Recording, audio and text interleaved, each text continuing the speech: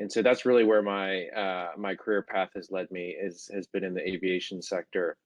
But when I wanted to decide where I actually wanted to go to school, I decided not to become a commercial pilot, but I wanted to become a civil engineer. I got a civil engineering degree at North Carolina State University.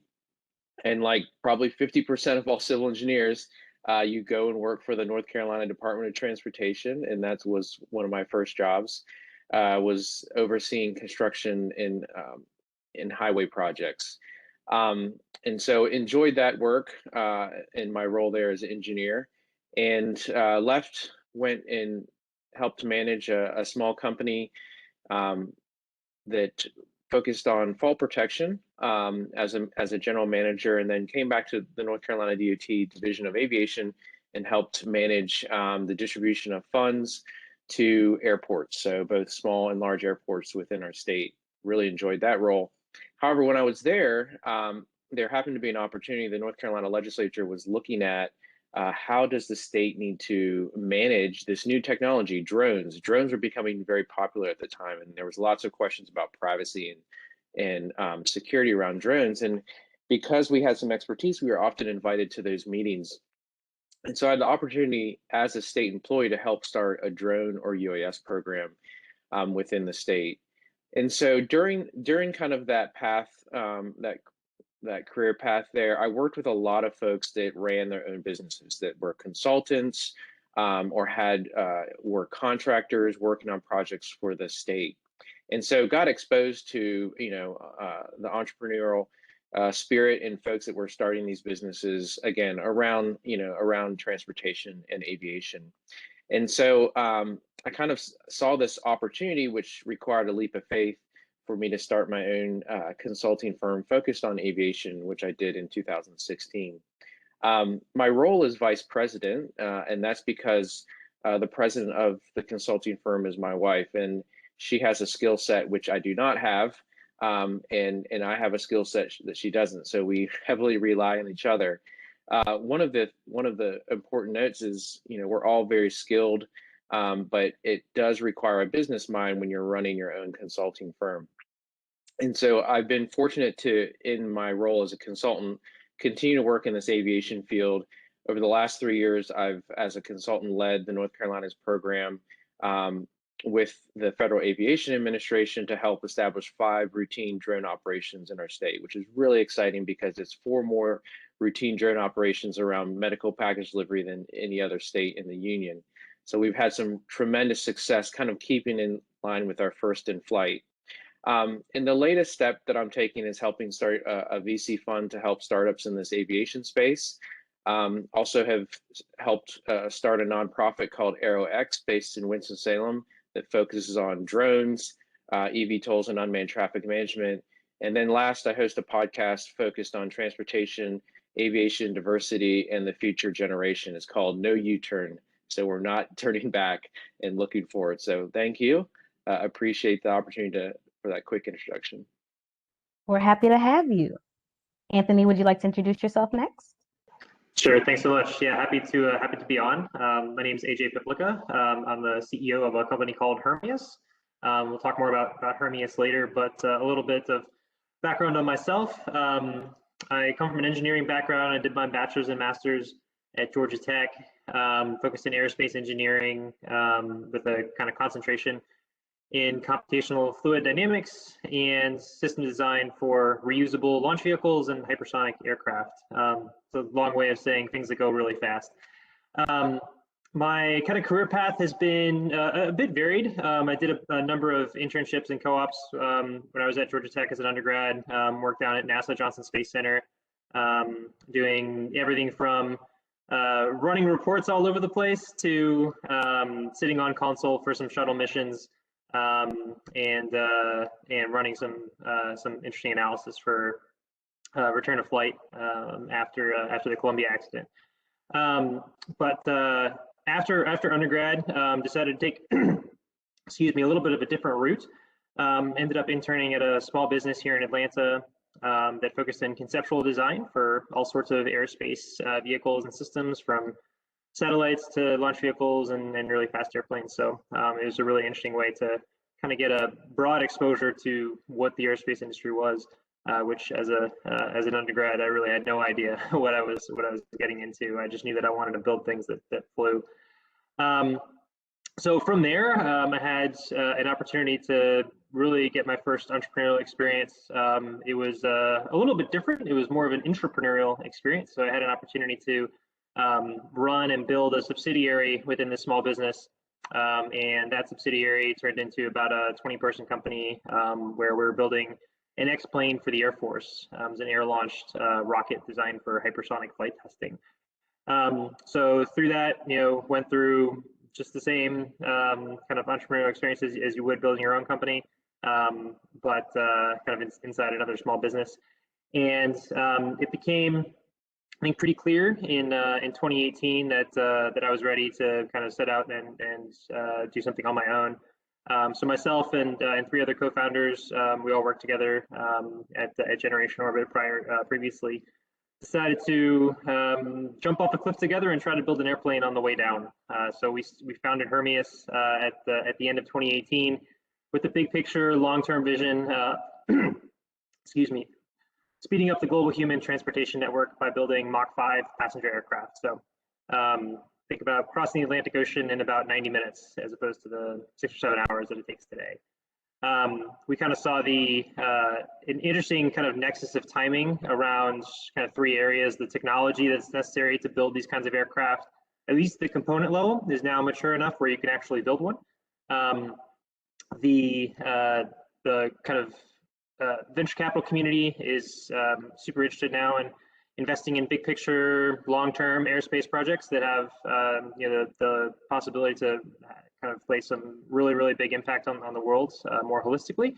And the kind of national strategic importance of hypersonics technologies, so things that fly faster than 5 times the speed of sound, has been growing substantially over the past 10 years, but really the last 5 years. And it was very clear that if we were able to execute on our vision, we'd be able to deliver some really interesting interim capabilities to the Department of Defense and the intelligence community to help improve national security as a whole. So, those 3 things were the really the driving forces behind starting the company and setting off and growing it from there. So, I'm sure we'll talk more about it as the afternoon goes on. But yeah, really happy to be here. We're glad you decided to take that leap. Danielle, can you introduce yourself for me?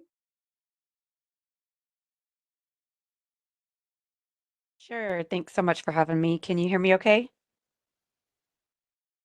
Awesome. So, my background is extremely non-traditional. I've done, just about everything you can possibly imagine to make money and didn't go back to college until I was in my 30s. So I wasn't even looking at aviation or aerospace until I was almost 40.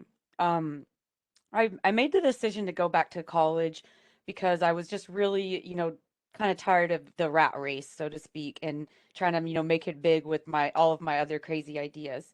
And so I went, got an aerospace engineering degree. I'm, different than Basil. I did not grow up around aviation. I did have a couple of engineers in the family. I'm the first woman engineer in our family, and happy to say that now there are 4 of us. So it's proof that, we can be what we see and we won't be what we don't see usually. And so I got a job while I was still in college, did an internship which later turned into a job at Spirit Aerosystems, where I did various things. Was a structural stress engineer, R&D engineer, and then finally transitioned over into. It was really funny. I was talking to one of my managers one day and they said, Danielle, what do you want to do here? And I said, well, the position that I want doesn't exist yet. And what I wanted to do was lead an urban air mobility team where we could, start manufacturing these air taxis at Spirit Aerosystems.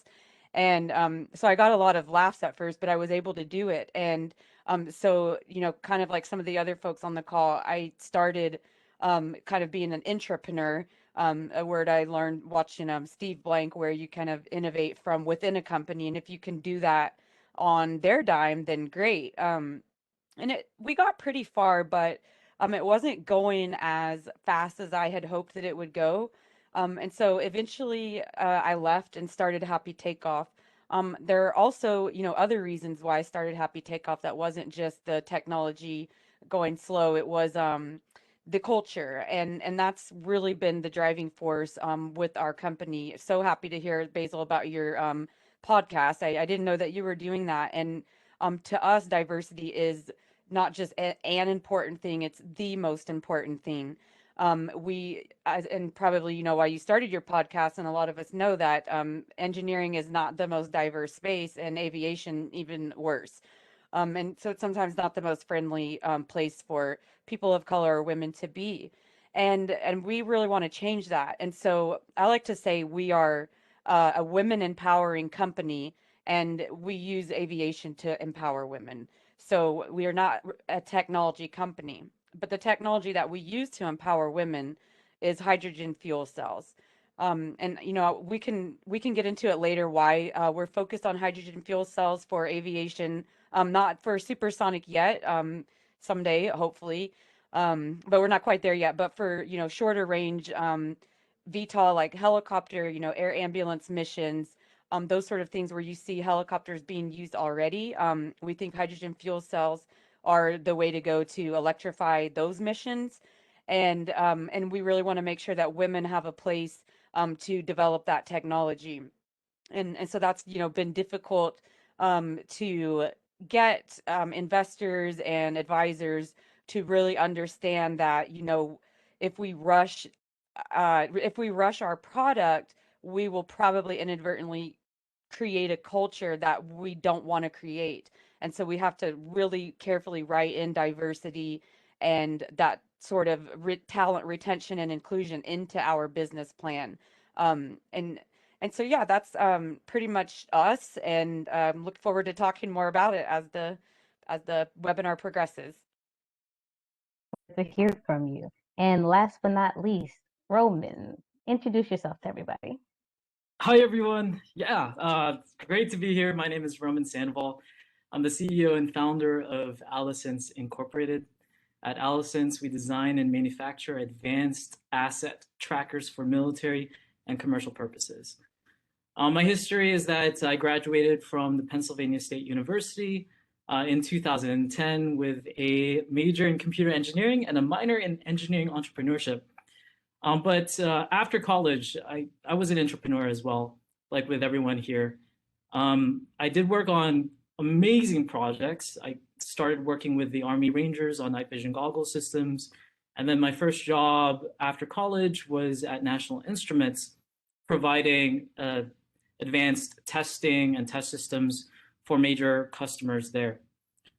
Following that, I started working out in Apple on the manufacturing lines, the test systems for the iPads, iPhones, and the watches, also known as new project introductions at that time. From Apple, going to Intel, Qualcomm, and then most recently working out in Tesla, working on the Tesla Model 3 battery pack. For that duration of time as an engineer, I've been sort of developing my skills and engineering understanding around high volume test systems. And I've been incredibly passionate about that, actually. It's interesting to see how engineering applied to test systems can directly impact the yield and quality and performance on products that are going out the line. So following my engagements there with those different businesses, I was inspired to sort of start my new venture. And I began with going into an accelerator also known as Techstars Boulder 2019. So I was involved in that accelerator, and that really kicked off my peak interest in creating a business that would be scalable, that would be fundable through VCs, and that would have a huge impact on businesses' bottom line. So in 2019, we received a contract through AFWorks, working with the Air Force to deploy what I'd consider testers, but in a very small form factor. So asset trackers, gaining visibility across logistics and assets distributed throughout different Air Force bases and different locations, whether they're austere environments or inside buildings. And so through that engagement with the Air Force, we are continuously developing this small sensor IoT platform. And that's currently where we are. Right now, we've gone through multiple accelerators. We're part of the Capital Factory Accelerator in Austin, Texas. We're Alisense. The company is currently located in San Antonio, Texas. And we are continuously working with the Department of Defense through the Small Business Innovation and Research Program, along with working with large enterprises. So getting a lot of support from companies like Microsoft, NVIDIA, and Google. So I'm really excited to be here again. I would love to answer any questions that you have about entrepreneurship. I don't know about you all, but I am excited to hear from each and every one of these entrepreneurs. So without further ado, let's get into the questions. All right, so this first question is directed to all of you, and we can go in the same order as introduction, so Basil can go first. Now, to all of you, what was your journey like from working within the corporate or academic space and reporting to someone to starting your own business and taking on that new level of responsibility? Yeah, great question. So there's certainly a lot of accountability when you leave kind of a larger organization where the direction and focus and mission of that organization is very clear. So now you are driving the direction and mission and focus. And that's exciting because you get to choose something that you're passionate about. We've heard that from all of the panelists.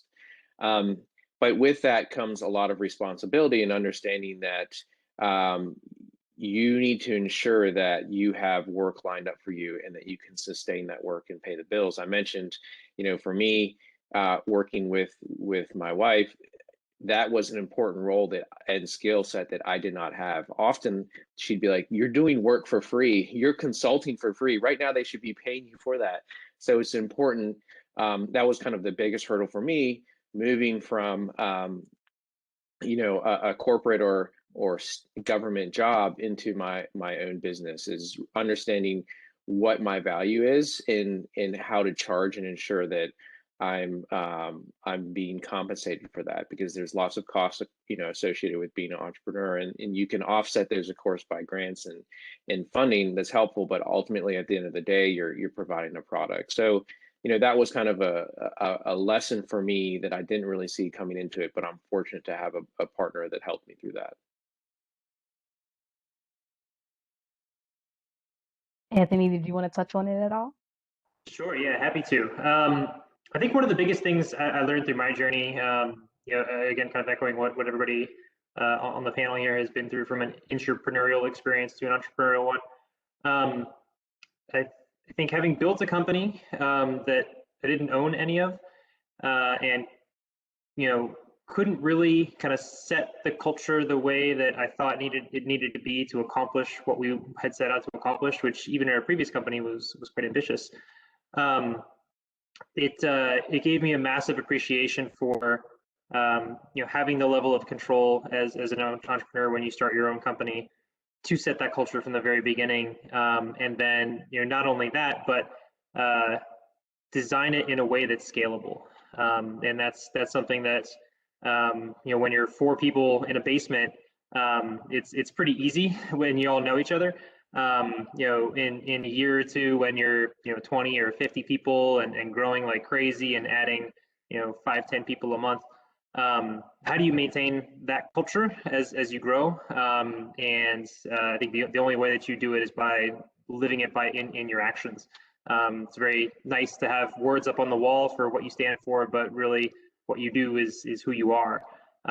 So ensuring that you're living your culture that you want to create, and that everybody else that comes into your organization can do that just the same. I think I also learned some of the constraints that come from entrepreneurial experiences. The kind of like resource prioritization that comes along with that, and a lot of bureaucracy in large organizations, surely, but even in some small ones, that you kind of have to work through.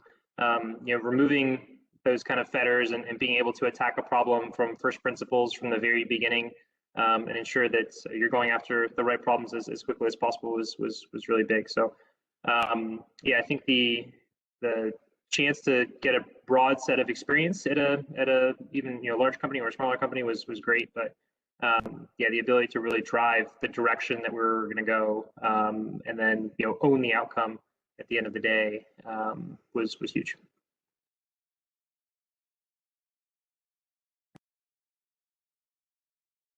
Awesome.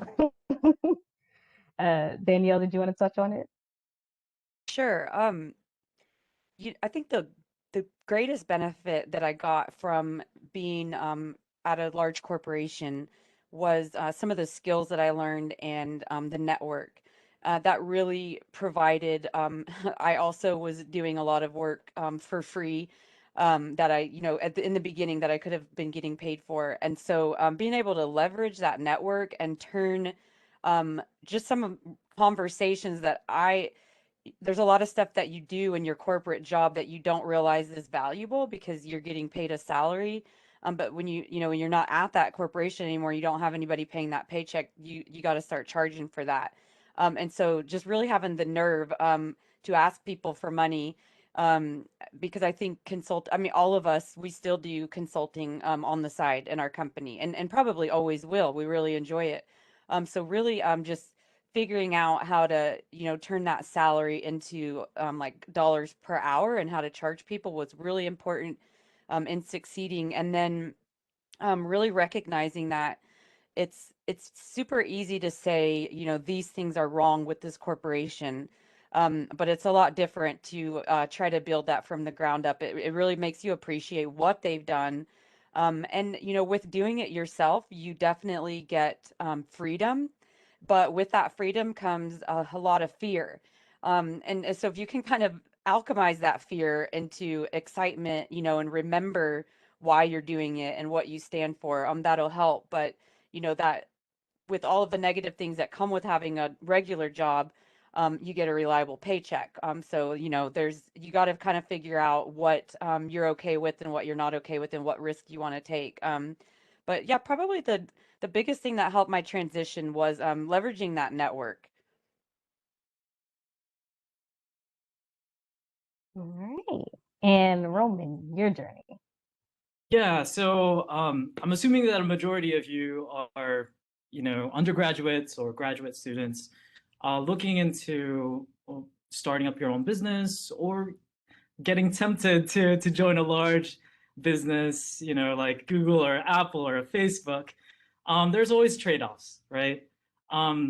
If you are interested in starting a business and following on what other people have mentioned, culture is really important, but most importantly, the why is really important. So here's a recommendation. A book called Start With Why by Simon Sinek explains why it's so important to have your why, to then have early adopters and have your initial set of employees and or founders join you on your long-term mission. My next recommendation is another book, Good to Great by Jim Collins. He mentions having really good discipline around good discipline and having great people who are aligned with your mission and with your why. And so I would highly recommend those two books. In addition to that, I know we also had a discussion around networking. If you are heading in the path of working with a large corporation, networking is really important. There have been so many moments in my time and life where the people I worked with in the past have really helped me to gain additional business and to gain additional contracts. And so it's funny, one of my mentors, he used to work on the first cell phone for, what is that? What is that company? It starts with a Motorola. And at that time, he was an electrical engineer and he had a lab mate. As he progressed, as my mentor progressed, he eventually created his own business. But his lab mate, whom he was working with about 30 years ago, became the CTO of Nokia. So you'll be really surprised who you meet. And my recommendation is that make good lasting relationships, make an impression on people, and know that your story is sort of intertwined with everyone else's. And if you're willing to help other people out, other people are also willing to help you out.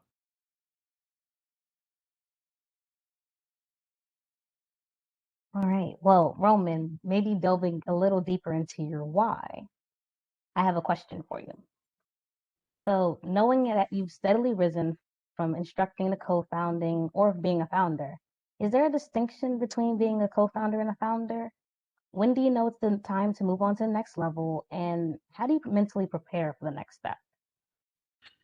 Yeah, great question. I think you should have a foundation with your relationships. Understand that starting a business with co-founders is a fairly risky operation. Some small businesses, in fact, a lot of small businesses and startups fail because of co-founding relationships. So it's really important to have the foundation. And oftentimes, working with co-founders, you want to have previous experience with that individual, and you want to have alignment with your whys. I built this company, or I've started this company because I'm passionate about IoT. I'm passionate about sensors, and I would love to share that passion with everyone else who have joined the company. And that's sort of our why. And so it's really important to have that. In regards to the foundation, when you are starting a company, there's the technical terms with starting a company, and that includes having a vesting schedule. Typically for startups, it's a 4-year vesting schedule with a 1-year cliff for co-founders to contribute to the company while also getting some equity at a low marginal salary. This is typical for most small businesses and startups. As you grow and scale, you'll have, dependent upon your route, you'll have additional investments, and hopefully that equity could grow and scale with not just yourself, but the people that you're sharing this business with. Cool. Now, Basil, Roman touched a little bit on connections with people, and you have over 10 years in project management, from leading teams to public speaking and just managing deliverables. Can you share an experience where soft skills versus hard skills really came into play because the team or the dynamic was different? How do you adjust to the different styles and personalities when leading and getting the best results from people? Yeah, another great question. So, when we look at project management, often you're leading a team, right, to for a specific goal that you have. There's a start and a finish. So that's different than a program, right? You have multiple projects within a program, and so yeah, I've been fortunate to be a project manager on a variety of different projects, from, as I noted earlier, building highways, repaving roads, to helping airports, build out their capability, and even at one point was did residential and commercial construction, helped build a coffee shop, but then other projects, that have more, that don't, the project is more focused on a strategic plan or other deliverable. So so yeah, it's important because, as a project manager, you're leading a team and you're engaging with your client. And so both the soft skills and hard skills apply not only to your team but your engagement with your client. And so, when we think about soft skills, or um, I think you cannot underestimate the importance of soft skills, especially, again, dealing with clients, big teams, deadlines. Interacting with regulators can often be very frustrating. So think about, regulators, from whether that's aircraft or maintenance inspectors to building inspectors to government officials overseeing, a variety of different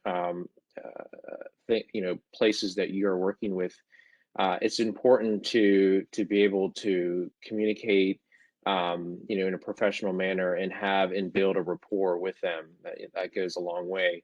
I think of my first job, um, overseeing construction projects, And so I'm like this young guy coming out of college, I got a 4-year degree. I immediately am put into a position where I'm overseeing people who are about to retire that have spent 35 years working in DOT. They will know more about transportation and construction than I will probably ever know. And suddenly it's my role to oversee this project and they're asking me questions. And so that interaction that we had, you know, the soft skills and understanding the personalities and the importance of managing those to ensure that the product in the end is delivered right. Often I took those government jobs, um, you know, very seriously because it was taxpayer dollar being spent. And you would have personalities of you can only imagine personalities on a construction site. We've seen fights, we've seen the public being upset at us. You can imagine when you suddenly take 4 lanes of highway down to 2 or 4 lanes out of a neighborhood, just the backlash you get. But you need to keep your cool. You need to be able to interact with those people professionally, and you need to be able to, you almost, you think you're coming out of school as an engineer, that you're going to be there using your hard skills and your technical skills, but a lot of times you end up in a leadership role, really using your soft skills and sometimes referred to as a babysitter on a job site. So again, very important skills to have, especially when you're managing a team, because in the end, the team has to work together to deliver that product. Now, there are times when the hard skills that you have or the technical skills that you have are going to play an important role. When there are going to be decisions in a project about the direction or about a certain issue that has arisen, that those harder technical skills that you have are going to be in play. And so that is where, I'll give you back the example of being an engineer, leading a team. There was a skill set that I had that was, focused on engineering, civil engineering, that the folks that were on my team did not have. So I had to fill that role. And often when you're able to, it's important too to share those hard skills that you have or those technical skills you have with your team, because I think that goes a long way when you're able to teach others, and that builds a rapport that helps them perform better when you share some of the experience or education that you have. Personalities, look, we're all different. We all have different life experiences, but at the end of the day, we're all trying to, if we have, as we heard from Roman, the aligned of whys, we all have a common goal to ensure that we're completing that project successfully. We're providing a product that is going to be successful. So pairing up personalities is important. But again, at the end of the day, a lot of the responsibility comes back to you. So hopefully that was helpful. Oh, definitely. And I thank you for your answer to that, because as college students, we're not exactly huge fans of being in group projects where we sometimes have to assume the role of a leader. So hopefully your answer helped a lot of people. Now, switching gears a little bit, Danielle, your journey is a little different because you spent 10 years as a sound engineer. But in 2016, you began working with Spirit Aerospace, and then you started your business in 2019. What led you to switch industries and create a business in aircrafts? That's a good question, Shalyn. My story is definitely an anomaly. As I said earlier, the tamed down version is that I was a sound engineer, and I worked at a recording studio for many years and loved doing that. Um, but I also did a lot of other things. My road was really bumpy, and I lost my way a few times, and so I really wanted to focus on turning my life around and doing something positive that could, really have a positive impact on the world. And so I looked at engineering as a path. I knew I was good at math and science, and that just seemed like the route I wanted to pursue. And so it was pretty easy to make that transition. And then with also in like audio engineering, apps, were coming online like crazy, where we used to be able to charge several $100s for an hour of studio time. Now people were able to do this type of thing on their phone. And so that really hurt our revenue. And I kind of saw, where the tides were going. And so I was like, all right, I need to do something else with my life. And so I wanted to do engineering, and then aerospace engineering was, just what I thought was the coolest thing to be involved in. That just really resonated with me, especially looking at electric. And so that was pretty much an easy decision for me to go from music to aviation. And actually, my sound engineering skills really helped me in aerospace engineering because a lot of the classes, were dealing with frequencies. And I really had no idea how many things deal with frequencies. So, those 10 years that I spent staring at frequencies on a computer really paid off and was able to help. That really helped me do well in some of the more difficult courses. Even looking at even in urban air mobility or advanced air mobility, we're looking at sound a lot, light refraction, and all different types of things. So those frequencies really helped me. I didn't know there was going to be crossover there, but it did. So yeah, I hope I answered the question. You did. Thanks. Okay, well, I'll start with you, Danielle, but this is a question open to any of the panelists, so feel free to jump in. How do you go about finding people, and what experiences do you share with them to convince you or convince them to join? And when you created your business, was it because of something that happened while you were in corporate? Really good questions. Finding people is the hardest thing. Um, you know, Having a startup can tend to attract people that really want equity, and don't necessarily share your values. And that's why the vesting schedule is so important that Roman was talking about earlier. Before I forget, if you guys are interested in learning about that, you can check out Y Combinator. They have like a startup school that's free on YouTube. I highly recommend watching that if you're interested in getting into it. It'll go over like these cap tables and vesting schedule if you're wondering what all of that jargon means. I wish we learned about that in engineering, but we don't. But anyway, so it kind of protects you against those sorts of things, but it is the hardest thing to do. And the way I go about it is it's really time. I like to spend as much time as I can with somebody not in a work environment, and really kind of see what motivates them and what makes them tick and what they're passionate about.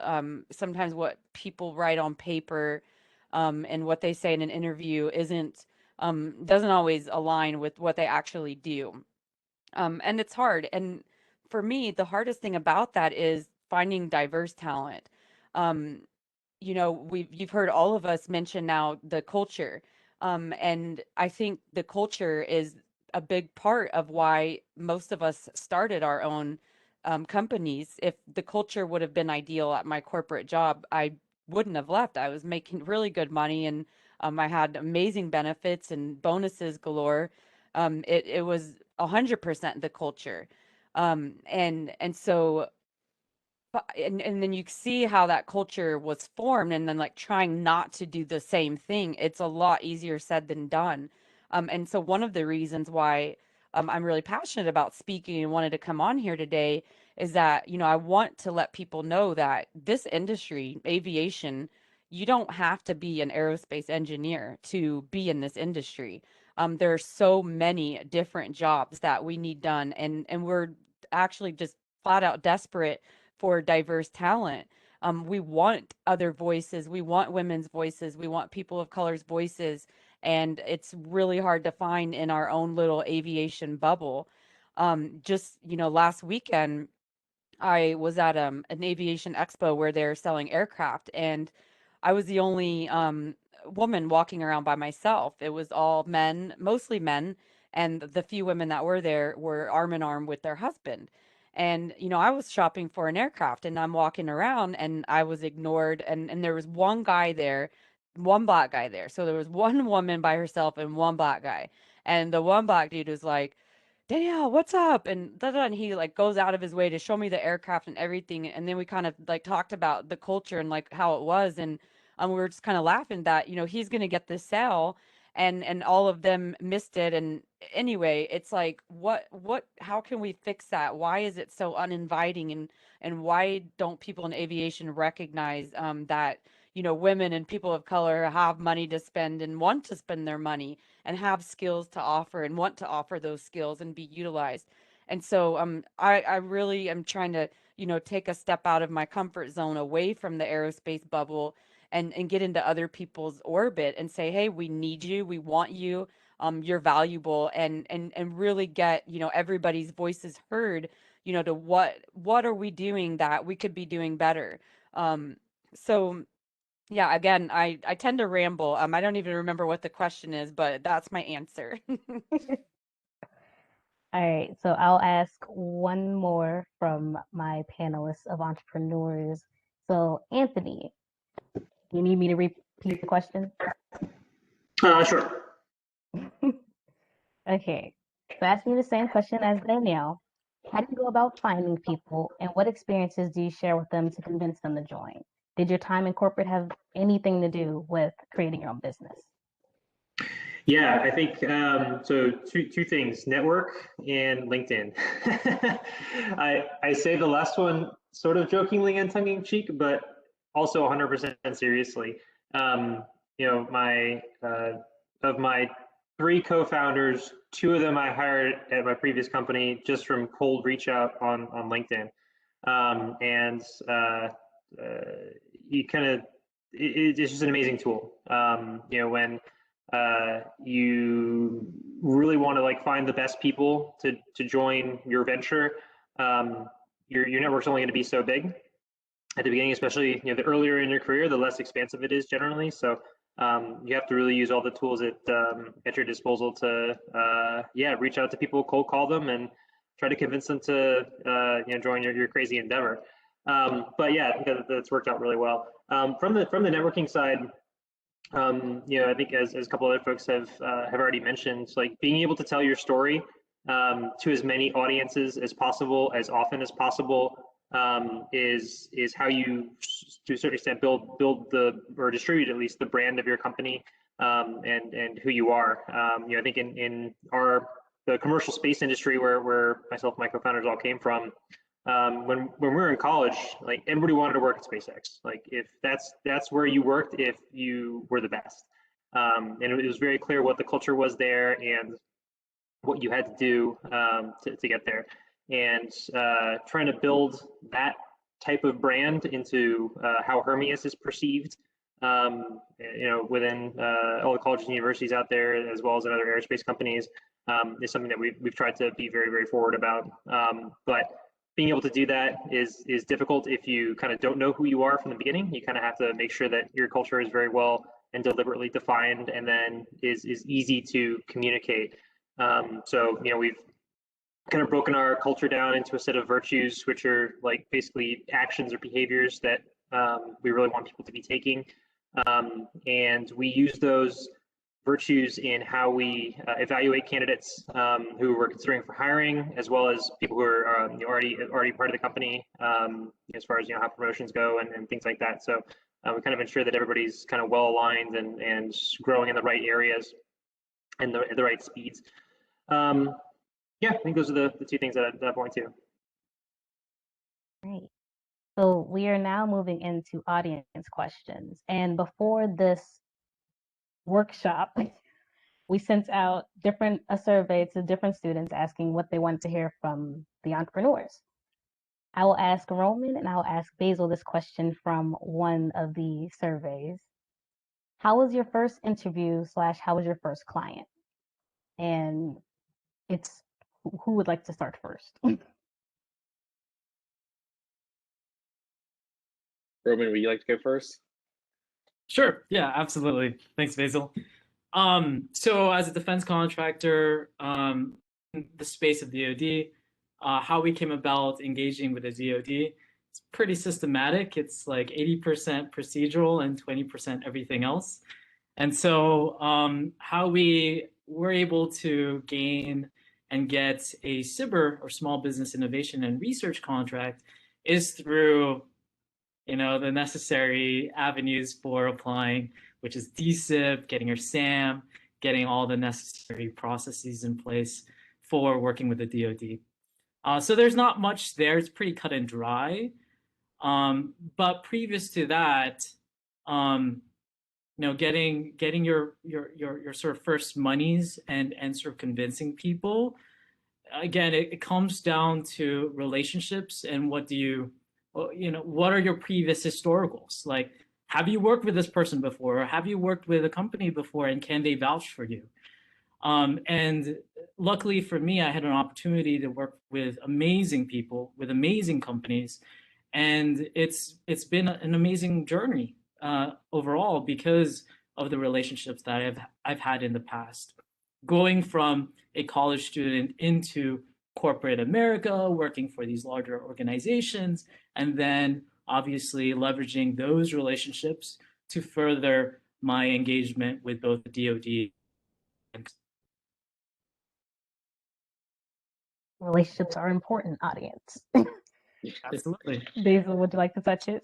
All right. Well, I don't know if I can articulate it as well as Roman just did there, but I definitely spot on with the response. And for me, I went back like Roman mentioned and asked and folks that I'd worked with in the past, while at large organizations or at government organizations, were some of our first clients. And it was like years of relationships that we had. They knew I delivered. They knew I delivered in my role as a state employee.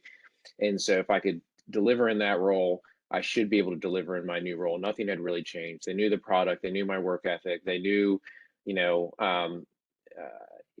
my how I interacted with the public and how I interacted with them. So those were all positives, and that was very helpful. And so sometimes and I'll be honest, like when I graduated from college, I didn't ever think I was going to run my own business. So it just happened to come, this opportunity came, and I said, you know what, I think maybe I should be running my own business and doing this separately. And so I wasn't thinking the whole time about those relationships that I was building and how that would come back and benefit me when I needed to have clients. And so my first contracts were with folks that I knew, and then after kind of that group, and I expanded, it was with folks that knew my work from either reading it in trade organization magazines or in presentations that I was giving. So that reputation you build and you delivering is very, very important. So so I guess in maybe Roman in our experience, I think we went to a bit large organizations first and built that, and then kind of fell back on them. I'm not sure how to respond if you're just coming out of college in your first clients. Some thoughts there are maybe the internships that you have or the partnerships you have in research. So I remember I was an intern at a variety of different organizations in college, and so one of those organizations helped me get the job afterwards, and so that's a potential another path. All right, audience, the floor is now open to you all. If you'd like to ask a question, at the bottom of your screen, there should be a smiley face. If you click it, it says raise hand over it. If you raise your hand, I'll call on you. I apologize if I mispronounce your name, but then you'll come off camera or come on camera and begin speaking. All right, Jelani Owens, if you would please turn on your camera and ask your question. Announce your name, your major, and who it is you're directing the question to. Hi, so my name is Jelani Owens. I'm a electrical engineering major, picking a master's at North Carolina A&T. And so my question in regards to LinkedIn. So in terms of using LinkedIn for networking, as a college student, I think a lot of us see LinkedIn as more of like a lot of times it's a tool to like apply for like different companies, but how would you suggest using LinkedIn more so to connect with other people per se? It's not instead of just like limited solely or just application based. Sure, I can take a crack at that one real quick. So let's see. First off, I would say you put as much detail as you can in there on your background, experiences you've had, mistakes you've made, things you've learned. And that kind of gives people who are looking at your profile a very quick but still pretty detailed understanding of who you are, and what your capabilities are. And then I think using LinkedIn as a networking tool from kind of a student's perspective is just like reaching out to people who you want to talk to. And you'd be surprised how open people are to chatting with university students. For example, I've replied to people who just like email me out of the blue, or send me a LinkedIn note out of the blue, because I'm generally interested in what they're thinking, and want to be able to kind of give back and help as much as I can. So yeah, don't be afraid to just ping someone. Do it with a direct, short, but personal note, that it isn't just like a connection request. I usually ignore most of those. But if it comes with a note that's like, hey, AJ, I love what you're doing. I would love to learn more. This is who I am. I'm trying to figure out what I want to do in my career, and I'd love to learn more about Hermias. Those are great, because it kind of, if you kind of put yourself in the shoes of the person on the other side, that's an opportunity to tell the story and add someone to the group of followers that companies need. So yeah, I'd say be short, brief, direct. But yeah, don't be afraid to just reach out. And a great way to pair that is with like conferences and things that you might go to, where people will be there. So like, for example, taking a look at the speakers list for a conference and saying, I'd love to like grab 5 minutes of this person's time and pick their brain about something. Send a note ahead of the conference and try and get something on the calendar ahead of time. That can be really, really useful when you have some time, whether it's virtual or in person. Hopefully we'll get back to in-person conferences soon. Yeah, I definitely hope so too. Can I add something to that?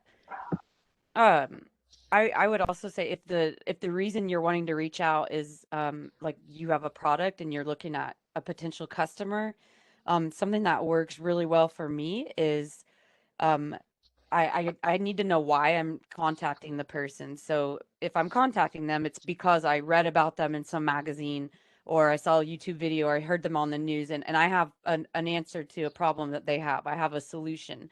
And so I'll just say, hey, saw you talking about this, or I read this here. I think I might have a solution that could help you. Let's chat. And then I send them a link to my calendar. And if like when I get messages, if they're long, I am not reading it.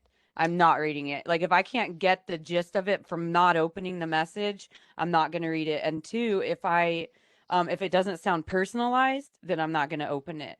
I don't really care about the person, not because I don't care about the person, but because you get so much spam on there. So you have to be able to differentiate if it's spam or not within like one line.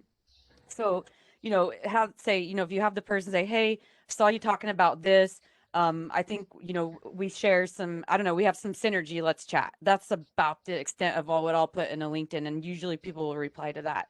And then, don't waste their time when you do get the meeting, and, make sure you've researched them, and that sort of thing. But that's pretty much it. People are very open, to responding, as long as you can kind of give them the idea of what they're going to talk to you about before, without having to read a novel. Okay, I definitely appreciate it. Like, I want to like use LinkedIn to like the best of my ability. So like any information, is really useful. Thank you, Jelani, because that question helped me as well. I will be using those.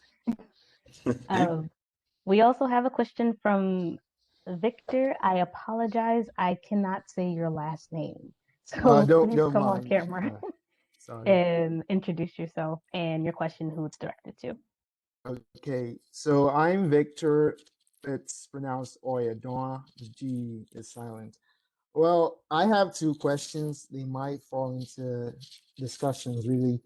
Um, I joined a bit late, so maybe these questions have been addressed. So the first question is research roles versus corporate roles. what would anyone in the panel could answer? What would you prioritize when looking into entrepreneurship? And that goes up to the follow-up question on, as an entrepreneur, you have to build some kind of soft skills. It's really big, even with the pandemic that went through, those soft skills did come to save. So what resources did you use to build, let's say, for instance, management skills?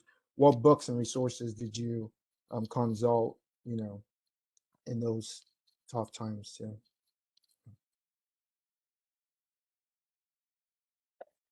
I could add to that.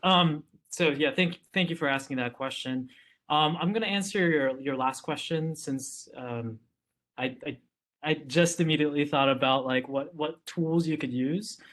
For us and for sort of improving our business, we have heavily relied on working with accelerators because accelerators, one, help us expand our network, two, give us substance on building a company that is intended to grow, and three, alongside with that network, talking to investors and conveying appropriately how we intend to grow and scale this business with their investment. And so I highly recommend exploring accelerators. There's a lot of them, some good, some bad, but the best ones are Y Combinator, Techstars. There's also another accelerator or fellowship called On Deck that's been pretty good.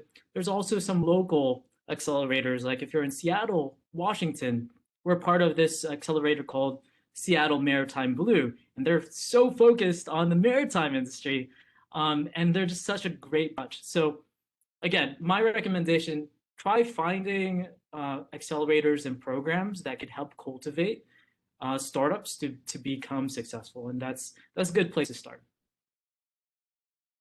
I'll answer your soft skills question. I So for me, that you could read some books around building those skills. You could, certainly attend some training.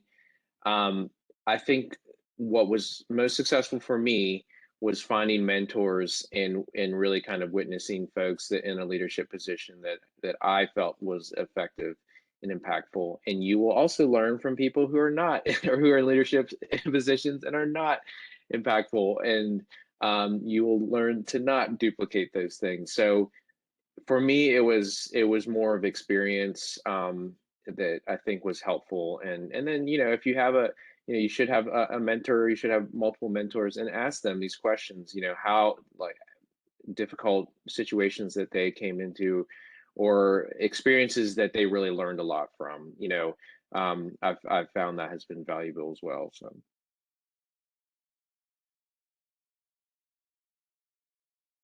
What was the part you asked about research? Can you say that again?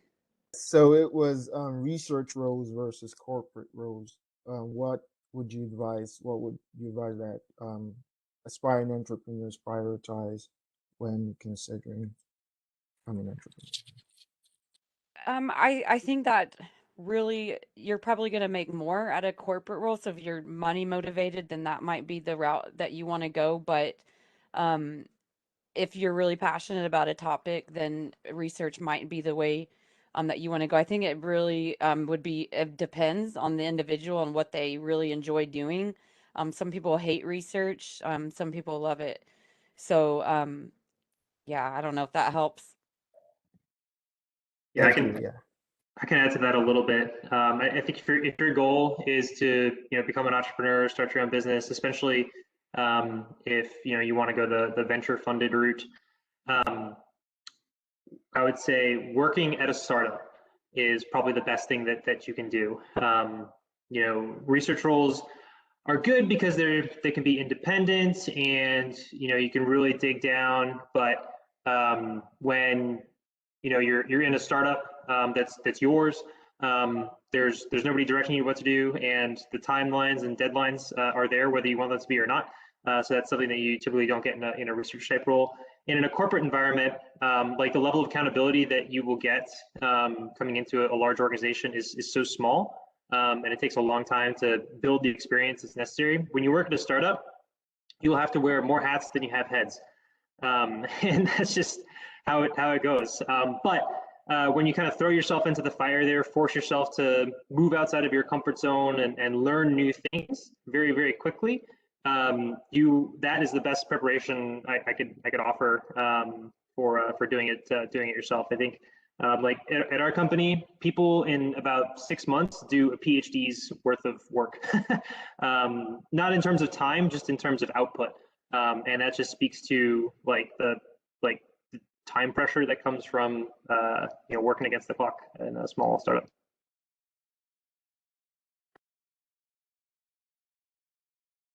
I love that you all nodded your head in Thank you. agreement at like the same time to what he was saying.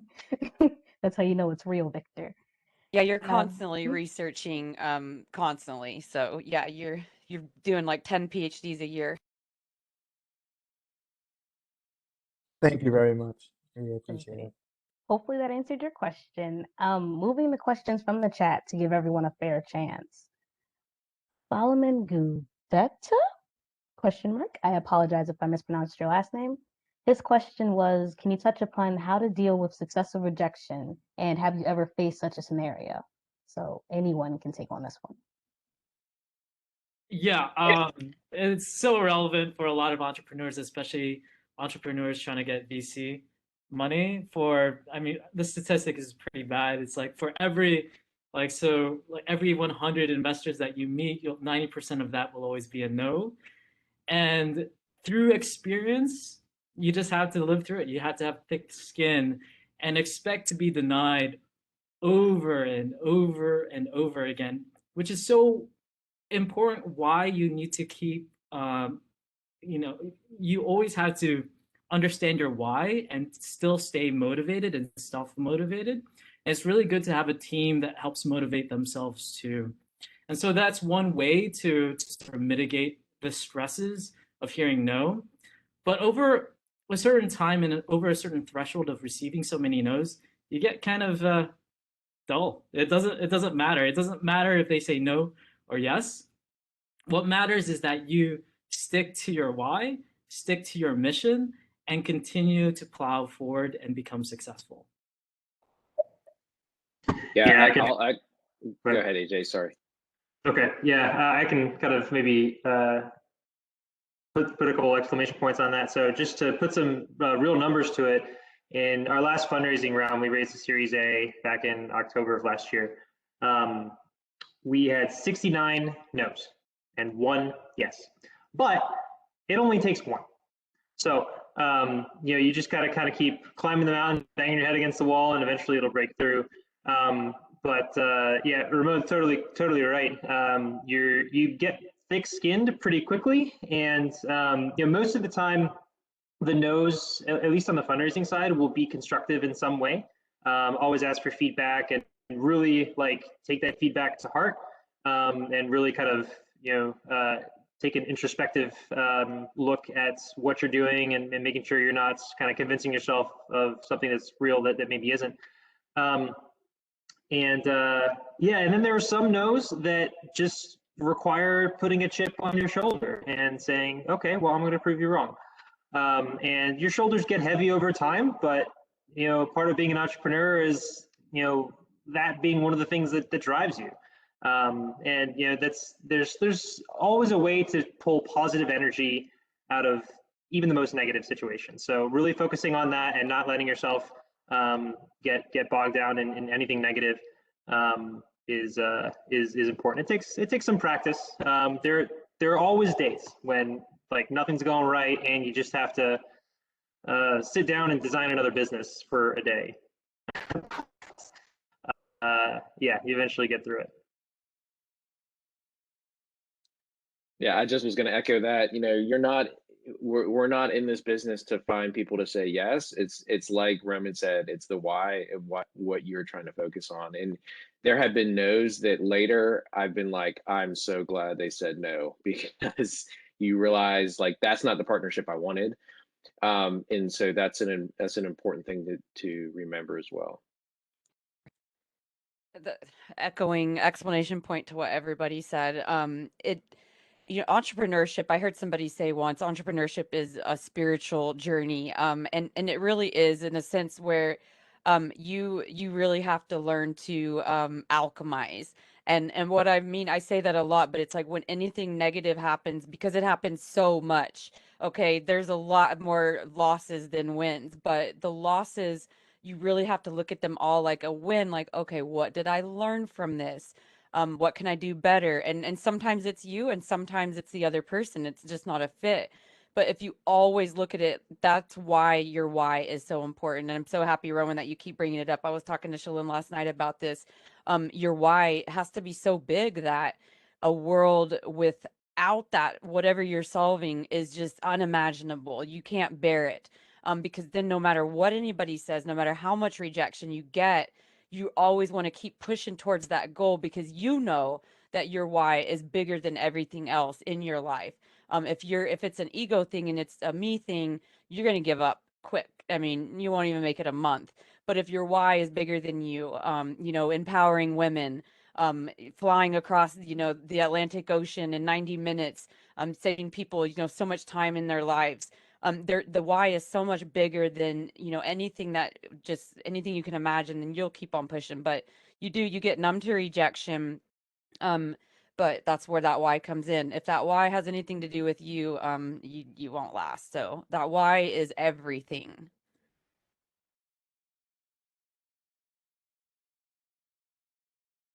Was a very good question. I hope you stuck around to hear it. And he said thank you. Okay, a question from our survey. How did you market yourself as an entrepreneur leader? You're looking at it. Get involved, speak at events. Don't wait until you're ready. Make a fool of yourself. Just start speaking up. But when your why, this comes back to your why again, when you see your why and you see nobody else is doing it, your voice is the only voice. And so not only do you need to get over yourself, but you're actually doing people a disservice by not speaking out about it. So just getting out there and networking, and always telling people what you do and why you do it. And that your reputation will grow pretty quickly, and people will start identifying you as that thought leader in that space, and then you can really start to turn that into dollars. Yeah, I think there's an interesting balance in kind of pontificating about what the future might look like, and like doing it and building it, and you really need both, and you have to kind of play them against each other, because it's very easy to talk about what the future might look like. It's another to build it. So communicating your vision and making it very clear what that is, and then talking about the things that you've done, and really marketing yourself as somebody who can not only have a vision, but execute on one quickly. Those two things together make a really, really powerful piece. And then you pair that with the ability to convince great people to join your journey. You'll make it quite far if you're able to do those three things together.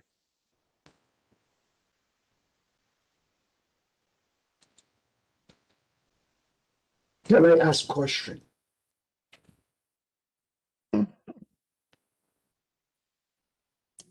Yes, you may. Okay. I have a couple of questions. First of all, I'd like to thank all of you. I couldn't ask anyone better than, the five that it is, I see their faces.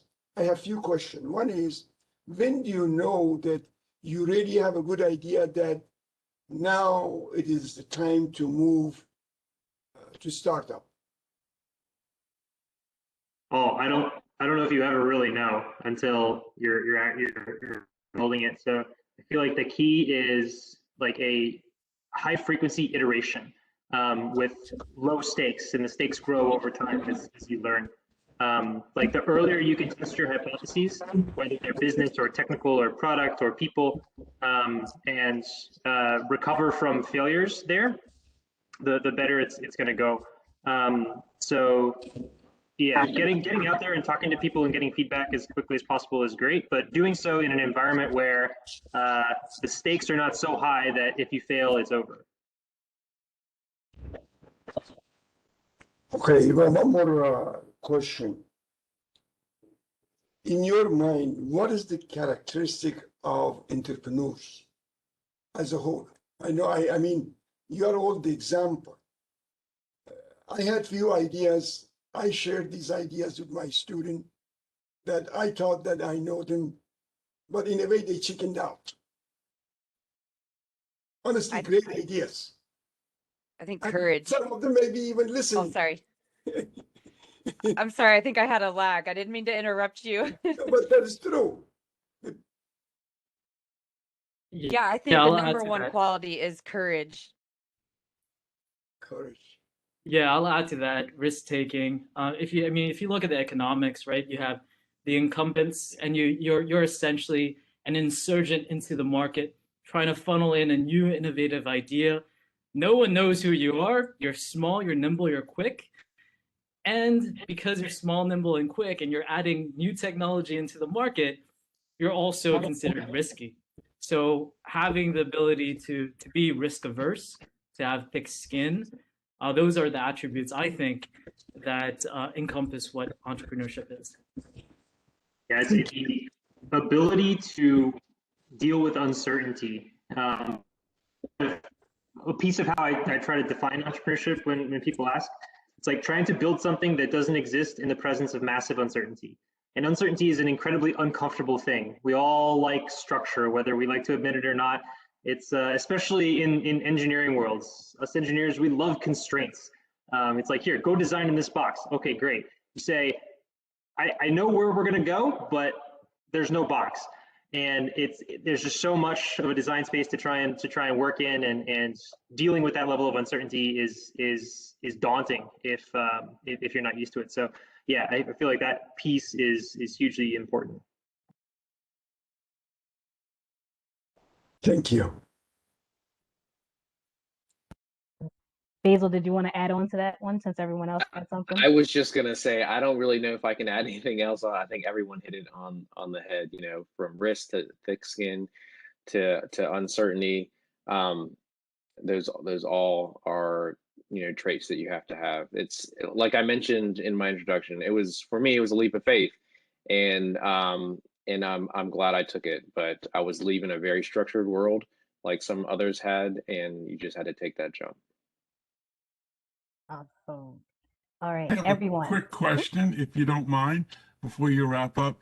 In addition to workshops like these, are there things that we can do at the university that would help a student who was considering the entrepreneurial route to better understand what it was and to be better equipped to be successful?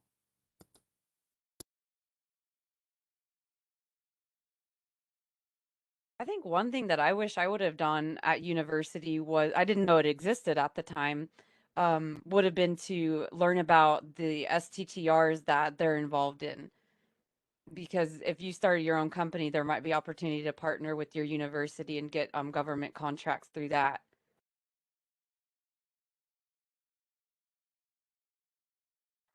All right. So for the people, Sorry, does everyone know what STTRs are and SBIRs are? Maybe maybe that would be a good. I know they're referenced earlier. I would probably not be the best person to explain what they are. I don't know if Roman or Danielle, you want to. Roman, do you want to take a stab at it since you recently got one? Yeah, so STTR and SIBR. SIBR stands for Small Business Innovation and Research. That's usually for commercial entities, entities that are not affiliated with universities. They get funded through research and development programs within the government. So as you go through what they consider 3 phases, your phase 1, initial deposit anywhere between $50,000 to $200,000, and then you move into phase 2 as you further commercialize or further improve that R&D, you get additional funding. So that's SIBR. The only difference between SIBR or SBIR and SITR is that or STTR, is that sitter is affiliated with the university. Since you are currently either going through the university as a master's, PhD, or undergraduate, you would fall into the sitter program. The good thing is that I think the sitter program is less competitive, especially if you're coming from a well-known university as well. So definitely look into it. It's a great program to be part of, and it helps sort of funnel additional funding into your venture, which you could eventually, with the permission of the university, which you could eventually create a company out of. So best of luck to you. Thank you, Basil, for that catch for everyone who didn't know what it was.